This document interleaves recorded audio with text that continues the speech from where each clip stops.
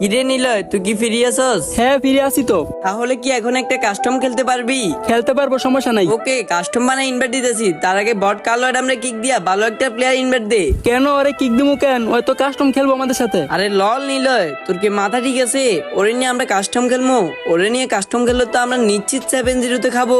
আমার মাথা ঠিকই আছে, তোর মাথায় মনে হয় সমস্যা আছে। আর আমার এই কালার ডাম একাই এক স্কোয়াড খাইতে পারে। এই তুই চাপা কম মার, বেশি কথা না বইলা ওরে তাড়াতাড়ি গ্রুপ থেকে কিক দে। তোর কথা কি কানে যায় না? বলছি না ওরে কিক দিতে পারবো না। আরে মেজাজটা খারাপ করিস না তো, ওরা কাস্টম বানায় আমার ইনভাইট দিতেছে। এখন তুই কাস্টম খেলবি কিনা বল। না, আমি আমার কালার ডাম ছাড়া কাস্টম খেলতে পারবো না। নিলয়, তোর এই কথাটা আমার ভাল লাগলো না। তুই এর নিয়ে গ্রুপে থাক আর আমরা কাস্টম খেলতে গেলাম। ওকে যা যা, তার আগে এতক্ষণ যারে তোর অপমান করছ।